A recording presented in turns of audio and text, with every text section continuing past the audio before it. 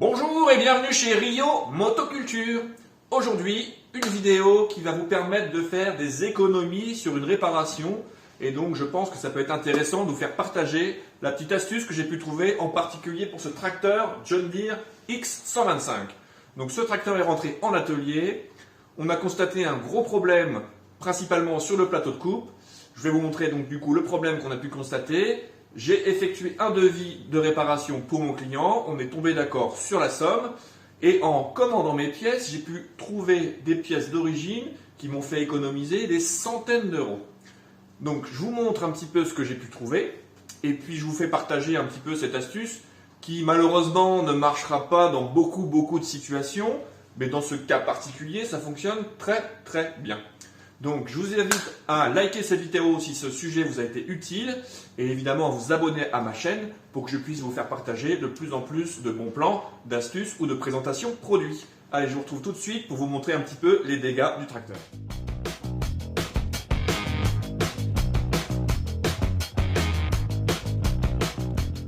Alors voici ce petit X125 donc, qui a un petit problème de plateau.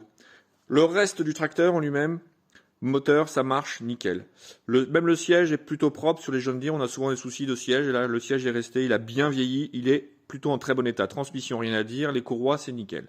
Seulement ici, au niveau du plateau, vous allez voir en m'approchant, quand j'ai démonté les caches de protection, puisqu'il y a un cache qui vient ici un petit peu obstruer la vision, on s'aperçoit qu'on a pas mal de corrosion apparente ici au niveau du plateau. Vous voyez, même la peinture se décroche assez facilement. Bon, ça c'est plutôt mauvais signe, ça veut dire que la corrosion elle commence à gagner au niveau du plateau. Je dirais que quand ça reste comme ça en bon état, on a encore possibilité éventuellement de faire décaper, repeindre. J'ai un confrère qui fait de la peinture époxy, il me fait du sablage, peinture époxy, ça repart pour pas mal d'années. Mais il faut que la base soit quand même assez saine. Là, ça va encore. Le problème il est plutôt de l'autre côté, je vais vous montrer ça. C'est que de l'autre côté, eh bien, on a ici, eh bien, carrément des trous. Alors évidemment, lorsque c'est percé, ici, vous voyez, je rentre le petit doigt complètement, là c'est fini. La seule option pour pouvoir faire perdurer un petit peu ce carter, ça va être faire une découpe, mettre une rustine, mais ça ne résoudra pas le problème vraiment récurrent du tracteur, c'est que voilà, la corrosion, on voit la peinture qui s'écaille de partout. Ça c'est pourri, hein. Moi, je ne considère pas une bonne réparation de mettre une rustine, c'est provisoire pour moi. Donc, du provisoire sur un engin John Deere comme ça, qui peut faire encore pas mal d'années au niveau du châssis, c'est quand même un peu dommage. On a discuté avec le client et on est tombé d'accord pour changer, évidemment, le carter de coupe. Donc, je démonte tout ce qui est existant sur le carter et je remonte un carter tout neuf. Ça existe au catalogue John Deere, c'est encore disponible, aucun souci. Donc, je suis tombé d'accord avec lui sur mon devis et je suis parti pour commander ça.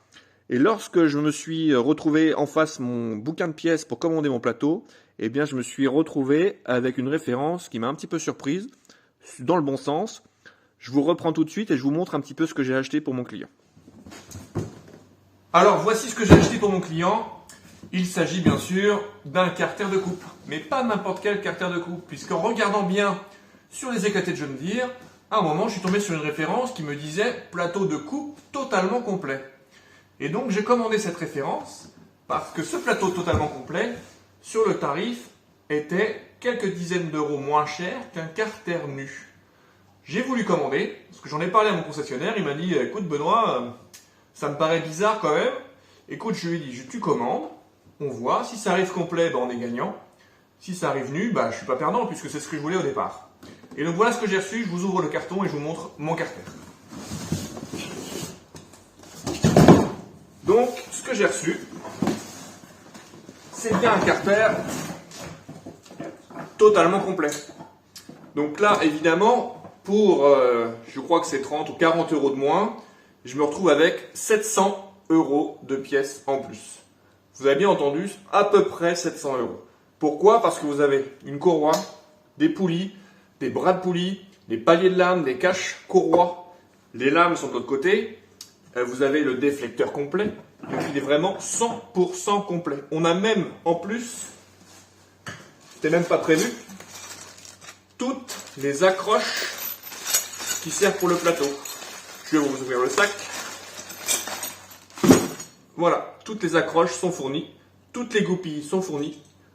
toutes les rondelles sont fournies. Donc vous avez vraiment un truc. Il y en a pour un quart d'heure, je démonte, je remonte, c'est fini. Donc mon client, il va être super ravi. Il n'est pas encore au courant aujourd'hui, mais il va être très content puisqu'il va payer moins cher que le devis prévu, puisque j'ai quasiment rien à faire. Je démonte, je remonte. Main d'œuvre, quasiment zéro. Et puis en plus, il va se retrouver avec toutes les anciennes pièces de son carter, que je vais lui donner évidemment, c'est à lui. Et donc il va se retrouver avec une paire de lames, une courroie, des poulies, tout ça qui était plutôt en état moyen, certes, mais encore utilisable. Donc dans l'avenir, s'il a besoin de quelques pièces pour faire une réparation, eh bien il aura une petite base de pièces qui sera à lui. Donc cette astuce, je vais reposer le plateau, cette astuce, elle n'est malheureusement pas faisable chez tous les constructeurs. Aujourd'hui, je travaille avec Cub Cadet par exemple. Chez Cub Cadet, des plateaux complets, ça n'existe pas. C'est pas la peine de demander, il n'y en a pas. Par contre, chez John Deere, a priori, ça existe, la preuve en est.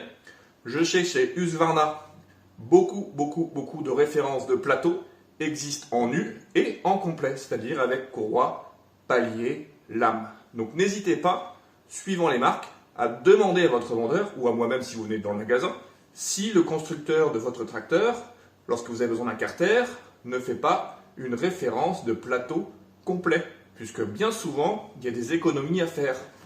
Elles seront rarement aussi importantes que sur ce plateau, sur ce cas précis. Je ne sais pas s'il y a une erreur de tarification chez John Deere. S'il y en a une, foncez dedans, c'est le moment d'y aller. S'ils s'aperçoivent qu'ils ont fait une erreur, j'ai envie de dire, cette multinationale milliardaire, tant pis pour elle. Moi, j'en ai profité. Le prix m'a été facturé, je suis sûr de mon coût. Pour information, ça m'a coûté un peu moins de 800 €. C'est ce que ça va revenir à mon client avec ma marge. On va facturer ça 800 €. Donc pour l'ensemble des pièces qui sont montées sur le plateau, je trouve que c'est pas très cher pour un tracteur John Deere. Et vu que la base, on a vu tout à l'heure, elle est très bonne, le tracteur il est reparti pour 10-15 ans.